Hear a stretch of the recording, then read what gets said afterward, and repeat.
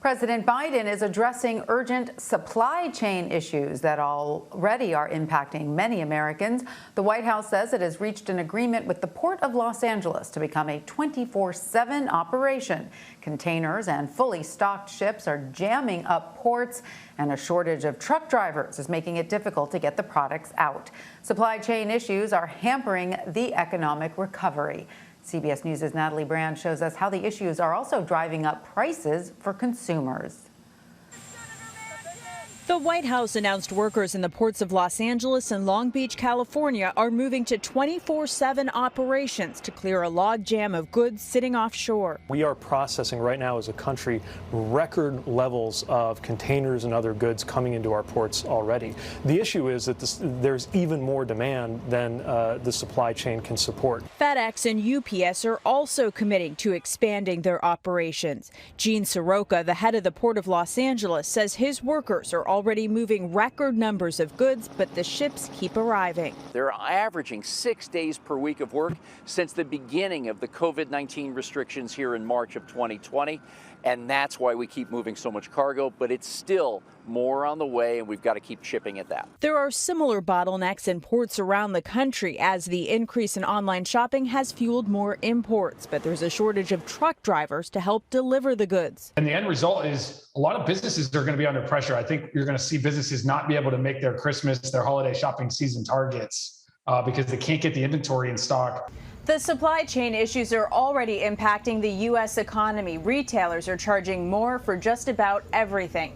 The Labor Department announced inflation rose again in September. The Consumer Price Index is now 5.4% higher this year compared to last. Probably going to see higher prices persist right through the beginning of next year, probably through the end of the first quarter. With goods stuck in ports and prices on the rise, experts say it's better to start your holiday shopping now to make sure you get those gifts on time.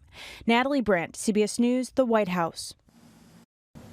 For more on this, I want to bring in CBS News senior White House and political correspondent Ed O'Keefe. Hi, Ed. So what can you tell us about what the White House is announcing today? A series of steps, Tanya, that are designed to address something that I think anyone who's tried to order an appliance or a new television or furniture or shoes, frankly, in the last few months is familiar with. And that is that there's a huge backlog of goods and services that are stuck on ships like those off the coast of Los Angeles and Long Beach, California, two western ports where about 40% of the nation's imports, mostly from Asia, come into.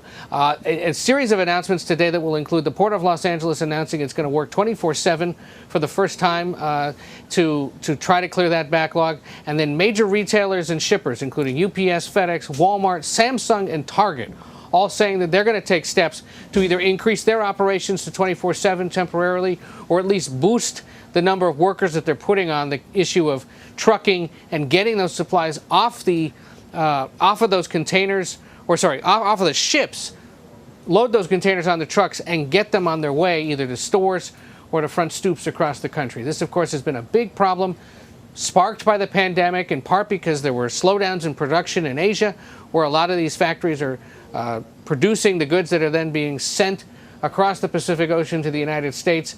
Then they're sitting there at the port, either on land or on the ships just offshore, in some cases for several weeks, as the trucking companies try to move them off those ports and on to American consumers. It's something that now could potentially upset the holiday shopping season, which is part of the reason why the White House now is quite concerned about this, given that there would be a huge political blowback if for some reason the presidents don't make it under the tree or the menorah by December. Right. I was going to ask if the timing of this had something to do with the holiday shopping season. But Ed, as you mentioned, the goods have to get off of these ships onto trucks, and also impacting supply chain issues is truck driver shortages. Is the Biden administration doing anything to address that piece of the puzzle? Few different things. The Transportation Secretary, Pete Buttigieg, was here at the White House a little earlier and talked to reporters about this, reminded us that this is an industry that actually has about 90% turnover, he says, over the course of just a few years. People either switching from one trucking company to another, or they move out of the business entirely, or they take a few months or years off and then come back. So filling positions in the trucking industry was a challenge even before the pandemic, and now even more so, compounded by all the obvious reasons. One of the things the Transportation Department is pushing is talking to states and their Department of Motor Vehicles about processing commercial trucking licenses faster for people who may be waiting or may be stuck in onerous application processes.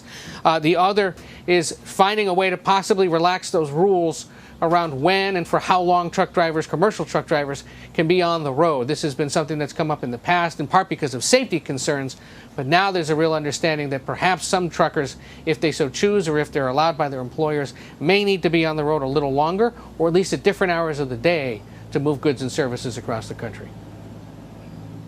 And are some of these supply chain issues linked to high inflation? And if so, how is the Biden administration addressing that challenge, which is a little bit thornier? Sure. Well, in fact, yes, prices are spiking in part because of supply issues, 5.4% year over year, according to federal data last month, or released today, that reflects pricing last month. Everything from bikes to appliances, to shoes, to used cars, to the gas you put in that car, to the groceries you buy on your way home, and potentially even your rent. All of it on the uptick because of supply concerns, because of just the ongoing disruptions across the economy as we try to rebound from the pandemic. That, of course, now driving consumer confidence down. Federal Reserve says, strap in for a few more months as this clog in the system regarding the backlog gets cleared. Prices are expected to settle again as a bunch of energy issues that have flared up across the world, whether it's the hurricanes or supply shortages in places like Texas or from other countries around the world, gets cleared out. Energy prices should come down. But of course, when you're an American consumer who looks at the fact that you're spending so much more on utilities and goods and services, you're going to get angry about that. And there's a real political risk for this White House as they try to oversee an economic rebound, as they try to get the country out of the pandemic, that all of this could disrupt that recovery and further erode the president's support across the country. Those presents have to make it under the tree by December 25th. All right. Well, Ed O'Keefe at the White House, thank you so much. Take care.